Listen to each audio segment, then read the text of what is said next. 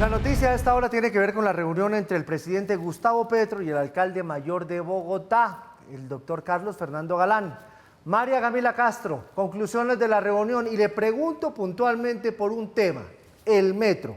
¿El presidente cambió su posición, el alcalde cambió su posición? ¿Hubo algún tipo de acuerdo o cada quien sigue desde su lado? Giovanni, televidentes, buenas noches. Pues mire, esta reunión se dio sobre las 3 de la tarde en Casa de Nariño. Como usted muy bien lo decía, es el primer encuentro oficial entre el mandatario colombiano y el presidente de la República, Gustavo Petro. Pues Giovanni, lastimosamente, al finalizar estas declaraciones, esta reunión, el alcalde de Bogotá, Carlos Fernando Galán, dio a conocer que ninguno de los dos cambió su posición sobre el tema del metro. Es uno de los temas que abordamos, evidentemente, y ahí básicamente ustedes conocen la posición que tiene el presidente, conocen la posición que he tenido yo, expresamos esas posiciones. Básicamente es la posición mía que he ratificado, es que tengo un mandato ciudadano, un compromiso también ciudadano con quienes me acompañaron en el proceso electoral, de garantizar que ese metro, la línea 1, llegue a buen puerto, y vamos a seguir trabajando en eso. Fue lo que le manifesté al presidente. Giovanni, televidentes, pero además el alcalde de Bogotá aseguró que durante su mandato la conversación y el diálogo con el gobierno nacional será fluido y también constante. Por su parte, el ministro de Transporte, William Camargo, quien también dio declaraciones al final de este encuentro, aseguró que desde el gobierno nacional buscarán estrategias para no solamente hacer el metro de Bogotá, sino también en el tema de operación en el metro y también en las líneas 1 y 2. Revisión que hicimos de los temas fue justamente infraestructura de transporte. Ahí evaluamos no solamente el tema metro, primera línea, segunda línea, los regiotrams, y lo que pusimos fue efectivamente sobre la mesa la información que tenemos disponible y un diálogo franco que tiene que ver no solamente con la construcción, sino también con la operación. Estamos hablando de proyectos que solamente en línea 1 y línea 2 suman alrededor de 63 billones de pesos y que tenemos que buscar mecanismos concurrentes para efectivamente sacarlos adelante, y que obviamente, al igual que el alcalde Galán, estamos con la mejor intención de dejarle a Bogotá el mejor proyecto, acelerar obviamente los procesos de construcción y tener obviamente una salida que nos permita financiar tanto la construcción como la operación. Pues ahí están las conclusiones de la reunión, Mauro. El presidente sigue en su postura, el alcalde pues obviamente tiene su posición frente al metro, no hubo acuerdo, pero por lo menos, si hay que aplaudirlo, hay diálogo. Así es. Digamos que arrancando este año hay tensiones políticas entre los mandatarios de las principales ciudades del país, diría yo las 6, 7 principales ciudades del país, y el presidente, porque vienen de signos políticos distintos. Tensiones alrededor de los panamericanos, tensiones alrededor del metro, tensiones alrededor de distintas obras, porque los mandatarios locales necesitan de la colaboración del gobierno nacional, y no solo de la colaboración, del presupuesto del gobierno nacional para la ejecución de muchas de sus obras, para ejecución de planes sociales, etcétera, etcétera. Y esa tensión que en términos generales pues existe, en algunos casos más que en otro, por ejemplo con la administración de la ciudad de Medellín, con Federico Gutiérrez, de manera muy beligerante y muy vocal, muy elocuente. En otras ciudades tiene un volumen un poco más bajito en lo político, pero tensiones en lo técnico. Ese es el caso de Bogotá. La estrategia o la posición sencillamente que ha adoptado el alcalde Galán es: yo me baso en la institucionalidad, me baso en lo que está aprobado, me baso en lo que está avanzado, y así entro a dialogar con el gobierno nacional. Y así es que está buscando ese equilibrio entre defender su punto de vista, que es el punto de vista que efectivamente la ciudadanía bogotana ha aprobado y que está prevista dentro de la manera como se va a ejecutar el metro, y tener al frente a su interlocutor con un punto de vista distinto, que es el presidente de la República, a ver en qué momento convergen. Creo yo que tiene razón Giovanni cuando dice que por lo menos están conversando, que suena como una frase tirada ahí al aire, y no. Yo creo que la vía es la conversación. De otra manera, alcaldes que en este momento se enfrenten con el gobierno nacional la tienen perdida por cuestión de presupuesto, de colaboración, etcétera, etcétera. Pero alcaldes que se dobleguen y no saquen adelante aquello para lo cual fueron elegidos o aquello que ya está avanzado y contratado, como es el caso del Metro de Bogotá, pues también la tienen perdida. Vamos a ver hasta dónde llega esta posición de buscar tener buenos puentes con el gobierno nacional.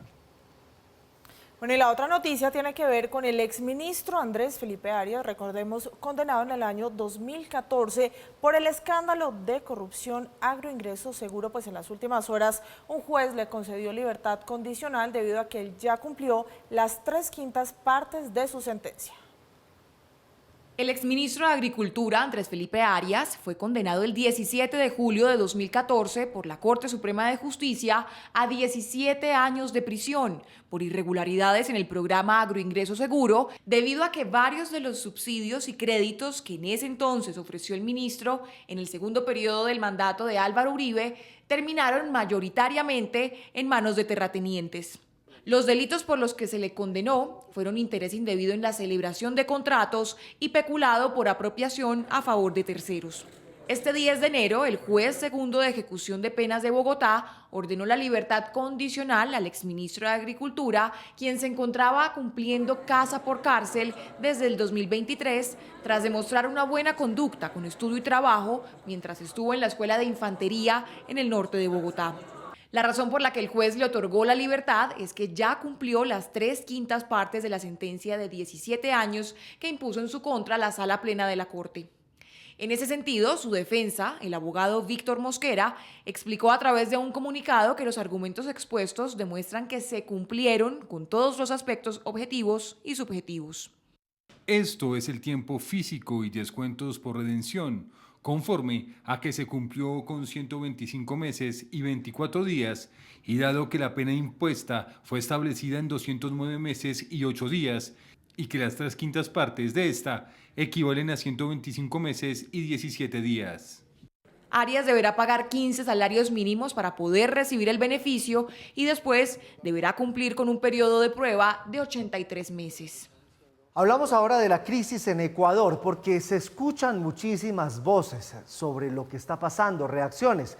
El presidente de Colombia, Gustavo Petro, dice que esto es culpa de las políticas neoliberales que construyeron la política de la fuerza bruta en el vecino país.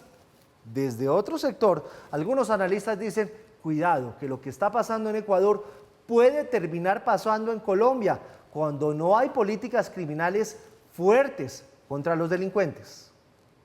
La crisis que vive Ecuador ha generado pronunciamientos y también un debate al interior de Colombia. Por su parte, el presidente Gustavo Petro, desde su cuenta de X, aseguró que en América la expansión de poderosas bandas internacionales tiene que ver con una política antidrogas equivocada y que entre más prohibición, más rentabilidad de lo ilícito y más poder mortífero de las bandas. En otro mensaje, el primer mandatario aseguró que más seguridad es más Estado, menos Estado es más inseguridad y que la destrucción del Estado por la política neoliberal ha construido el mundo de la barbarie y la fuerza bruta. Para Rodrigo Pombo, abogado defensor de derechos humanos, aseguró que Colombia está regresando a los tiempos donde no hay voluntad política para enfrentar con decisión las estructuras criminales y terroristas. Lo que está pasando en Ecuador es un reflejo de lo que nos puede volver a pasar a nosotros los colombianos si el gobierno nacional no toma una decisión política acertada en el manejo del orden público, premiar a los criminales.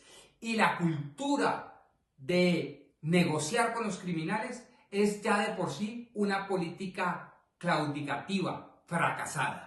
Manuel Reirán, investigador de la Universidad del Externado, no cree que Colombia viva una crisis como lo que está pasando en el vecino país, pero sí resaltó que en lo que se debe avanzar es en abrir canales de diálogo entre los gobiernos fronterizos para hacer frente al narcotráfico. Creo que aquí la solución es abrir los canales de diálogo entre los gobiernos y empezar a trabajar en estos dos. En la primera materia es el tema de la transnacionalización del narcotráfico, cómo podemos a través de las fronteras de Colombia, Perú y Ecuador hacerle frente a estas organizaciones.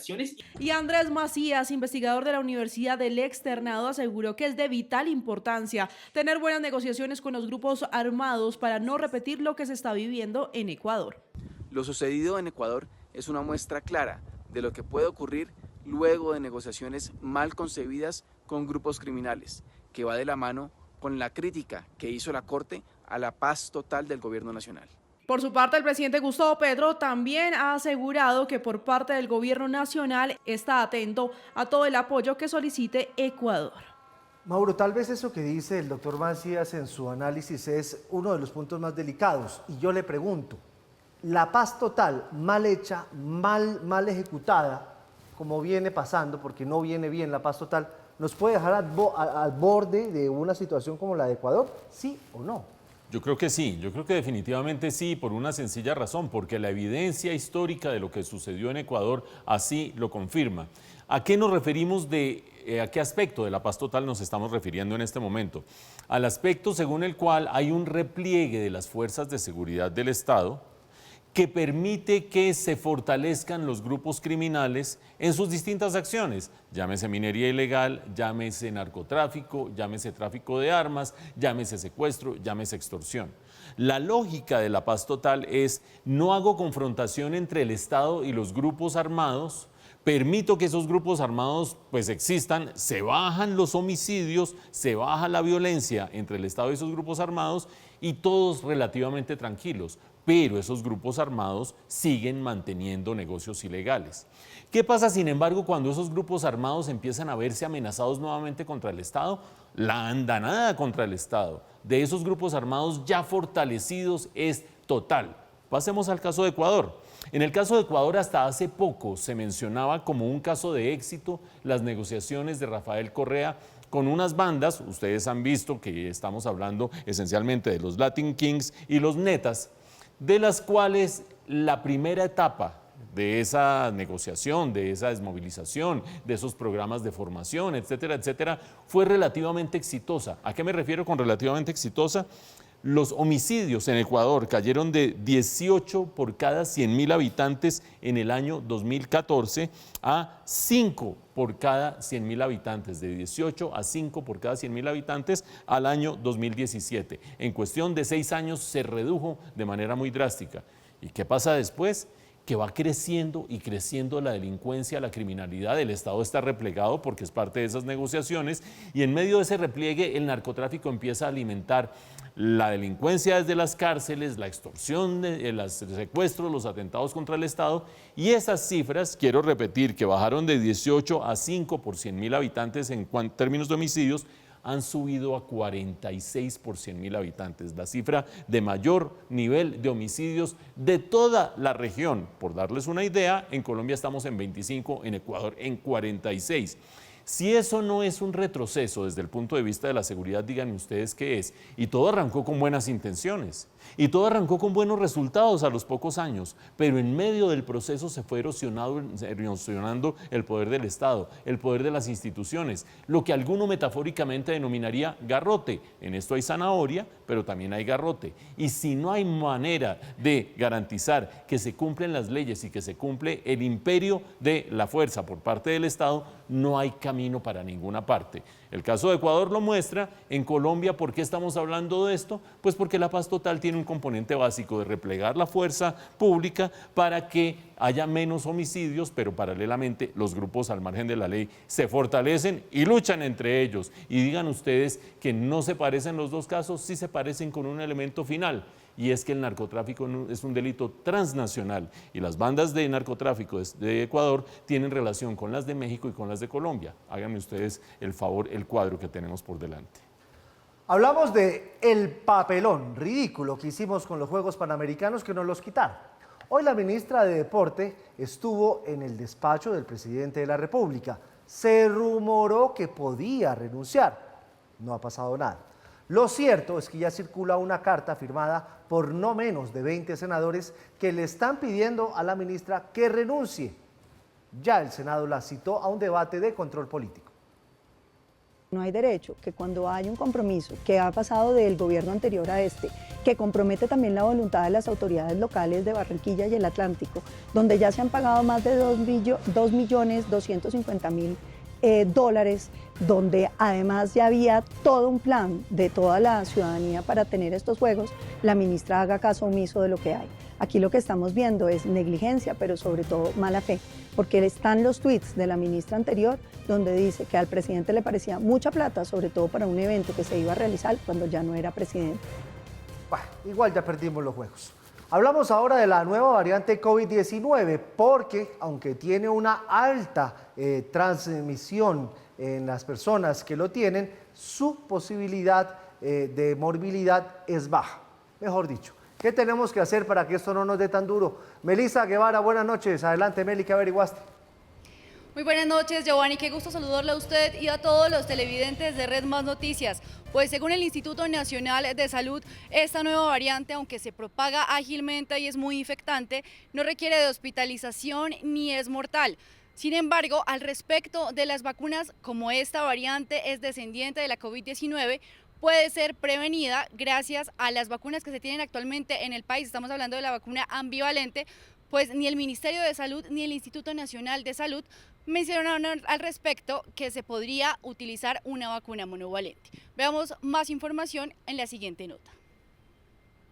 En lo corrido del 2024, en Colombia se registró un pico de infecciones y enfermedades respiratorias. Y es que según el Instituto Nacional de Salud, del 3 al 30 de diciembre de 2023 se registraron 1.647 casos de COVID-19 en el país. Por su parte, en Bogotá, desde el 2020 y hasta la fecha, también ha habido un aumento de infecciones respiratorias que en su mayoría son COVID-19 o influenza y ahora se le podrían atribuir a la variante JN.1, por lo que las autoridades hacen el llamado a la población de riesgo a vacunarse y a reforzar la dosis contra el coronavirus para que la nueva variante no les afecte. Pues en la primera semana del mes de enero de 2024, en Bogotá se han notificado 256 casos activos. Esto responde a un aumento del 23% respecto a la última semana del mes de diciembre de 2023. Y es que de acuerdo con la plataforma Salud Data de la Secretaría de Salud, las localidades con más casos registrados son Usaquén con 39 casos registrados, Suba con 31 y Engativá con 19 casos. En Bogotá contamos con 1.200 unidades de cuidados intensivos disponibles. De esas, únicamente 38 están con pacientes con COVID-19. La ciudad tiene toda la capacidad, en caso de que se llegase a necesitar, hacer una expansión de este tipo de camas. Sin embargo, al momento se ha mantenido una ocupación estable y no tenemos alertas al respecto. Al mismo tiempo, las autoridades de salud mencionan que en Colombia se tienen vacunas seguras y efectivas que protegen contra el virus de la influencia estacional y contra la COVID-19 disponibles en más de 3.000 centros de atención en todo el territorio nacional. En este contexto, durante el año 2023 se administraron 1.274.000 dosis contra la COVID-19 distribuidas en esquemas primarios, refuerzos y dosis adicionales. Al mismo tiempo, se pusieron a disposición 757.400 dosis de vacuna bivalente contra la COVID-19, las cuales se encuentran disponibles en todo el país. Y según el Instituto Nacional de Salud, solo se necesitarían esas vacunas para contrarrestar la nueva variante. Entre tanto, en las últimas 3 semanas de diciembre de 2023, no se presentaron fallecimientos asociados a COVID-19 en Bogotá y la ocupación de servicios de alta complejidad se ha mantenido estable. Pues ante el preocupante aumento de casos de virus respiratorios en Antioquia, pues nuevamente se están registrando casos de COVID-19. Ya según las entidades de salud de este departamento, ya hay 2 personas que están recibiendo atención en UCI por este virus. Las autoridades de salud en Antioquia responden ante la confirmación por parte del Instituto Nacional de Salud sobre la presencia de la nueva variante de COVID-19, JN1, que ha estado circulando en el país desde diciembre. Aunque la Secretaría de Salud de Antioquia atribuye el aumento de casos respiratorios en la región a interacciones sociales durante las festividades de fin de año, se encienden las alarmas por este preocupante virus. Hay una circulación abundante de varios virus, pero entre ellos el Instituto Nacional de Salud el día de ayer reconoce la circulación de la variante JN1 que viene del linaje de Omicron. Ustedes saben, y lo reconocimos desde tiempo atrás, que es una variante bastante contagiosa. Según cifras, en diciembre del 2023 se reportaron 189 casos de COVID-19, 55 hospitalizaciones y un fallecimiento. A pesar de que actualmente solo 2 camas UCI están ocupadas por pacientes de COVID, desde la Secretaría destacaron que la cifra podría no reflejar la verdadera circulación del virus. Por esto se entregan recomendaciones a los antioqueños. Particularmente hay que hacer mucho énfasis en el autocuidado, seguir utilizando tapabocas, sobre todo aquellas poblaciones vulnerables, los mayores de 65 años, aquellas personas que tienen comorbilidades, máxime cuando estemos en sitios donde haya congestión. mantengamos distanciamiento, mantengamos la higienización. Son medidas regulares para evitar estos momentos de picos de enfermedades infecciosas. El departamento espera directrices del Instituto Nacional de Salud para posibles medidas restrictivas y subraya la importancia de realizar pruebas de detección y completar esquemas de vacunación para obtener una imagen precisa de la situación epidemiológica. Hablamos ahora de las reformas en Ecopetrol. ¿Qué decidió la Junta Directiva, Ana María? Giovanni, pues la noticia es que ya van a ser menos requisitos para poder ingresar a esta junta. Fue la Asamblea Extraordinaria de Ecopetrol que aprobó pues esta reforma a los estatutos para la conformación de la Junta Directiva en la práctica, que pues esto se traduce a que son menos requisitos para integrarla.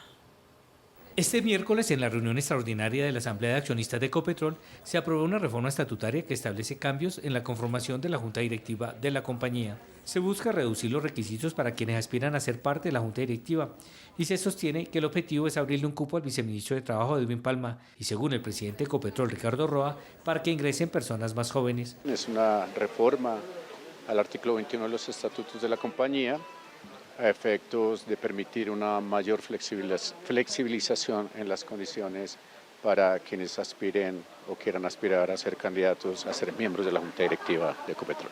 Se ha conocido también que un nombre que suena para ingresar es el del ex senador Guillermo García Realpe, padre del viceministro general del Interior Gustavo García. Por esa razón se reducen los años de experiencia de 15 a 12 y se establece un mínimo de 30% en la participación de mujeres. Este cambio busca anticipar lo dispuesto por el Plan Nacional de Desarrollo en cuanto a la integración de juntas directivas de los emisores de valores por parte de mujeres en al menos 30% a partir de 2024. Se busca continuar adelante con la reestructuración de Ecopetrol, que como lo ha indicado el ministro de Hacienda, se pretende convertir en la primera empresa de energía del país. En el mediano plazo, la expectativa es que Ecopetrol tendrá que irse convirtiendo en la primera empresa de energía de Colombia. Cuando hablo de energía, hablo de todos los elementos de energía. Energía es petróleo, gas, energía es energía eléctrica, transmisión, generación, energía es energías renovables, solar, eólica, y energía es hidrógeno. El futuro del mundo es hidrógeno. La Junta del Futuro tendrá como tarea evaluar cómo integrar la línea del negocio a las energías renovables. El plan de reestructuración ya se trabaja y el objetivo es presentarlo en los próximos días. El ministro de Hacienda dijo que al final lo que se busca es que Ecopetrol crezca más de lo previsto. Sí, muy chévere y todo, Mauricio, pero en la práctica quitaron los requisitos, le bajaron a los requisitos para entrar a la Junta Directiva. Eso tiene nombre propio.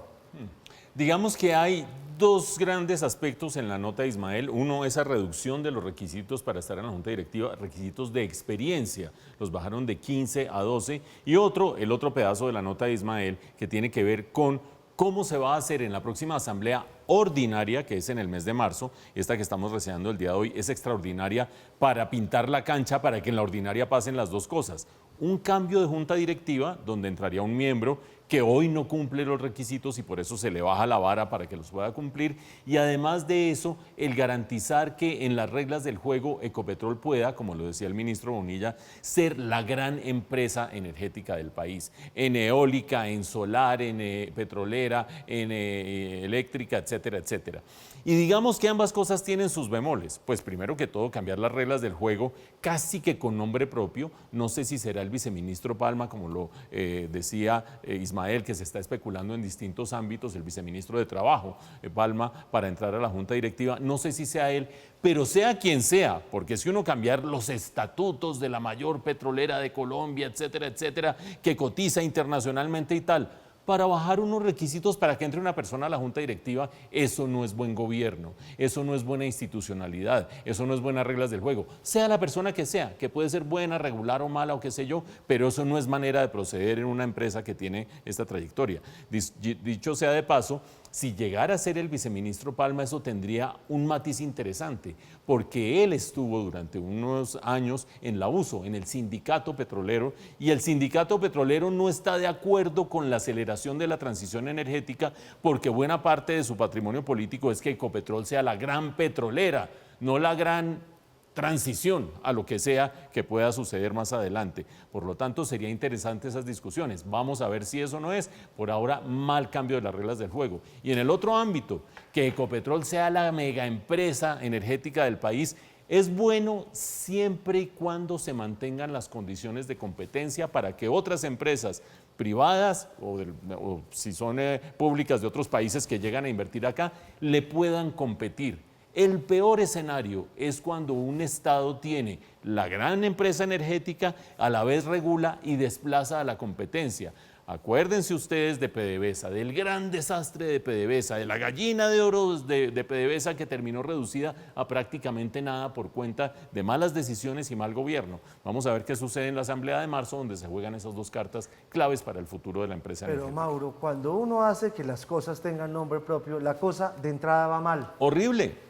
Mire ProColombia, en ProColombia, y sabemos de muy buena fuente que bajaron los requisitos para muchos de los funcionarios de ProColombia, y hay muchos ni siquiera hablan inglés en ProColombia, hágame el favor. Y ProColombia apareció en esa historia que estuvimos analizando el día de ayer del séquito de la primera dama, porque grandes vicepresidencias de ProColombia se dedican por sus buenos sueldos a tener contratadas a personas que trabajan para presidencia en otras materias. Horrible. Y a propósito de la presidenta de ProColombia, pues que no sabe, pues es... Bueno, para no ir allá. Pues ojalá en el tema de Ecopetrol la cosa no termine mal, porque si tiene nombre propio, la cosa va mal. De acuerdo. ¿Sabe qué también va mal, Mauro? ¿Qué La cosa? vía Bogotá-Villavicencio. El 26 de diciembre les contábamos que un camión se volcó, causó una gran explosión. Hoy aquí estamos, a 9 de enero, ¿no? 9 de enero estamos, 10 de enero. Bueno, hoy no han quitado el camión del túnel. Todavía está el camión. ¿De quién es la responsabilidad? ¿Por qué no han retirado el camión? Lo cierto es que la vía, esa vía tan importante, que es parte de la despensa del país, sigue medio bloqueada. Así luce el camión cisterna que se accidentó el 26 de diciembre, que continúa en el túnel Quebrada Blanca y que cobró la vida del conductor Vicente Pérez.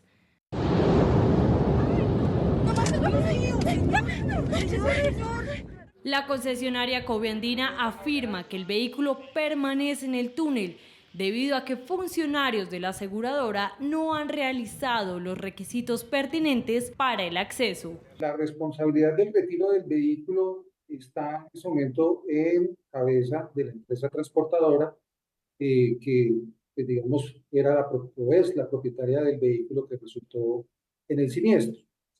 Y esto por una sencilla razón.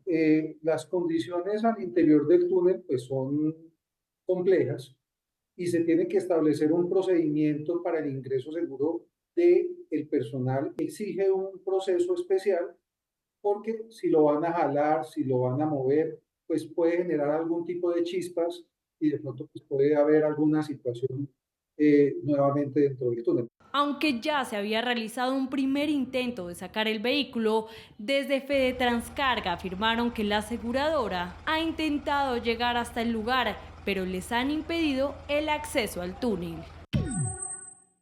Pasados 2 días del accidente, la empresa propietaria del rodante se presentó en el sitio del accidente junto con la compañía aseguradora y sus ajustadores contratados por ellos para cubrir los eventos como el presentado, y les fue negada rotundamente el acceso al lugar del suceso por parte de funcionarios de Coviandina y de la ANI. Por ahora continúan los restos del camión en el túnel. Actualmente el vehículo aún conserva 10 galones de combustible. Por motivos de seguridad, la empresa transportadora debe conocer el protocolo de limpieza tanto para el manejo del nafta como para el retiro del vehículo, teniendo en cuenta que persiste la caída del material en el túnel. El cierre ha afectado a los municipios aledaños como Puente Quetame, Guayabetal, Cáqueza, entre otros. Se están afectando no solamente los productores, sino los consumidores. Cuando hablamos, por ejemplo, de un aumento de fletes que puede llegar a ser del 83%, pues indiscutiblemente se va a afectar el valor de los productos transportados. Se mueven 1.900 toneladas de carne de pollo, unas 3.000 toneladas de concentrados, más o menos 1.200 toneladas de carne de cerdo. El recorrido de los transportadores, que normalmente dura 2 horas y media, debido al accidente y los pasos intermitentes, han aumentado de 15 a 16 horas, lo que ha causado grandes pérdidas. Hoy calculamos que estas pérdidas pueden ser diarias de alrededor de 800 millones de pesos. El llamado, repito, es a la ANI y a la concesión para que lo más pronto posible se retire el vehículo que está dentro del túnel incinerado. La concesionaria Coviandina confirmó que así hagan el retiro del vehículo, el túnel tardará en abrir. El retiro del vehículo no implica la apertura de la carretera, precisamente porque se tienen que empezar a ejecutar una serie de actividades para digamos, arreglar lo que se dañó, porque hubo daños en el túnel falso, hubo daños al interior del túnel, se tienen que poner nuevamente los equipos, iluminación, cableados, cámaras, todo lo que tenía el túnel antes de presentarse el incendio. Los habitantes y transportadores piden a las autoridades la pronta apertura del túnel, ya que el 40% de los insumos ingresan de Bogotá al Meta. Y del Meta a Bogotá. No, yo sí le digo, Mauro, a mí me parece que venimos de perder los Panamericanos por falta de gestión. Aquí también hay una gran falta de gestión. Que el uno, que el otro, que la concesionaria, que la aseguradora, que el gobierno. Hombre, pero ¿por qué no se ponen de acuerdo para quitar este camión y arreglar eso? En plena época de vacaciones no lo hicieron y no lo hacen todavía. 15 días. Digamos que cuando se dio este accidente y cuando se dio semejante estallido, que afortunadamente no tuvo, por supuesto lamentamos profundamente el fallecimiento del señor Pérez, del conductor del camión, pero no tuvo más implicaciones porque habría podido ser una cosa con una cantidad de víctimas mucho mayor. Cuando se dio ese episodio, pues todo el mundo vean las imágenes, dice inmediatamente, esto es tremendo, pero esto pues habrá que sacar el camión y esto se revisan los ingenieros, si hay que hacer refuerzos, se hacen refuerzos, si no, esto estará listo en un tiempo. Ni siquiera se sabe si hay que hacer refuerzos, ni siquiera han podido entrar los ingenieros, ni siquiera se ha iniciado ese periodo crítico de evaluación de qué es lo que hay que hacer desde el punto de vista de la obra civil sobre los posibles estragos que haya tenido el túnel. ¿Por qué? Pues por la situación más inverosímil. Ustedes han seguido con atención la nota y ahí hay una sensación de que se tiran la pelota los unos a los otros sobre algo que hay que reconocer y hay que decir es tremendamente delicado, es decir, toda precaución que se tome en este caso es insuficiente porque hay que ser totalmente cuidadosos en la medida en que hay de por medio un túnel, etcétera, etcétera. Pero entonces, ¿dónde uno empieza a ver la botada de la pelota? El concesionario dice, vea, yo no me puedo poner a mover ese camión y menos cuando todavía hay 10 galones de combustible y eso solo lo sabe hacer el que sabe manejar el combustible, el que sabe cómo se cierran las válvulas de ese camión, el que sabe si eso se arrastra, se monta en una grúa, eso lo debe manejar el transportador. Y por otra parte, el transportador, o en concreto Fedetranscarga, el gremio, dice, cuando llegó el transportador a tratar de entrar al túnel junto con la aseguradora, la concesionaria de la vía no los dejó entrar. No se sabe si alguno le está mintiendo al otro o el otro le está mintiendo al uno o ambos están confundiendo a la opinión pública. Pero lo cierto es que sí hay que seguir unos protocolos, que sí hay que tomar unas precauciones, pero que no puede ser que a estas alturas el uno diga, ustedes son los que tienen que correr el camión y los otros digan, ¿cómo si no me dejan entrar al túnel? En esas condiciones no vamos para ninguna parte. Casi que literalmente la metáfora se aplica, pero sobre todo teniendo en cuenta que solo allí empezaría, solo en el momento en que saquen el camión, empezaría la verdadera evaluación de la magnitud de los daños internos y de la duración del túnel cerrado. Es decir, que se pongan de acuerdo porque ya la opinión pública está viendo que allí hay un peloteo que no suena nada bien.